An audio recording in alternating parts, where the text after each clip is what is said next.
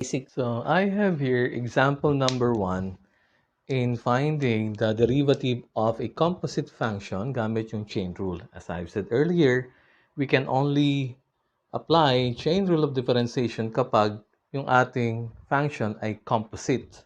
Okay? Okay. So we have example number 1. Find dy over dx if y equals 4u cubed and u equals x squared plus 5x. So ito muna yung gagamitin natin. Okay? Dy over dx can be determined by getting the derivative of the outside functions times derivative of the inside functions. Now, ito ay hindi pa composite function. Ilalagay muna natin to sa composite function by substituting u through y equals 4u cubed. Okay? So, kunin natin yung composite functions niya.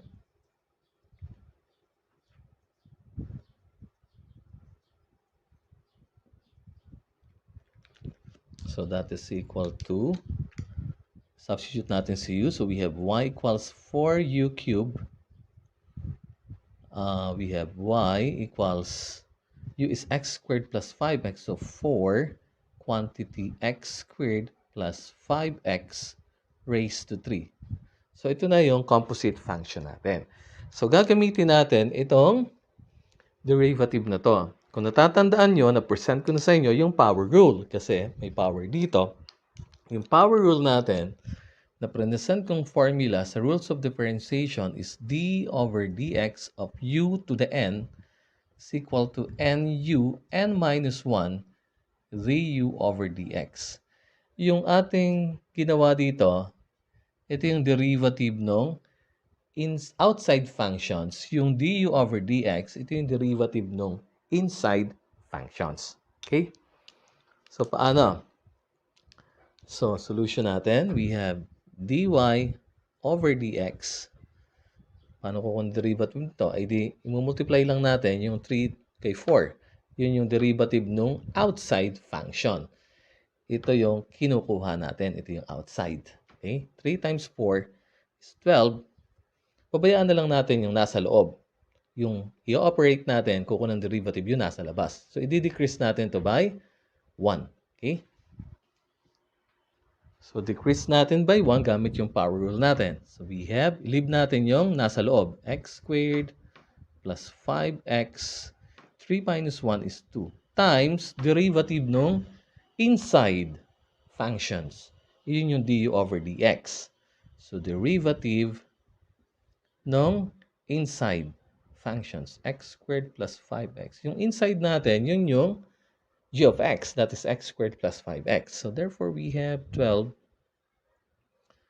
x squared plus 5x raised to second power times 2x plus 5. So, ilib na lang natin, ganyan ang sagot natin, factored form. Okay? So, this is our answer using this method. Okay? Yun yung sagot natin. Now, how are we going to determine the derivative of a composite function using this one without substituting u through y equals f of u? Okay? So, here is our solution number 2. Using this something like formula, we have dy over dx equals dy over du times du over dx. But we have to write our answer in terms of x. Ano? Your dy over dx is in terms of x. So, this is our solution number 1. Gumawa tayo ng a composite function. Okay? So, gamit ito, determine natin si dy over du. Remember, y is differentiable function of u and u is differentiable function of x. So, kunin natin si dy over du. Saan natin makukuha yon? From this function. So, y equals 4u cubed. So, kunin natin yung d over du. Okay? Kunin natin yung d over du dun sa right side also. Okay? Now, gamit yung ating power rule. Okay? So, this is d over du. Ibig sabihin, kinukuha natin yung rate of change of y with respect to u. So, this is not chain rule. Okay? So, we have, multiply natin gamit yung power rule.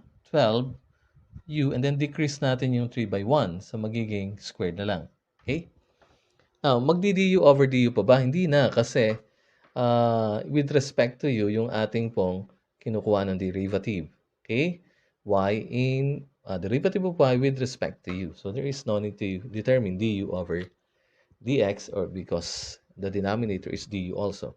Next is we determine um, du over dx from here.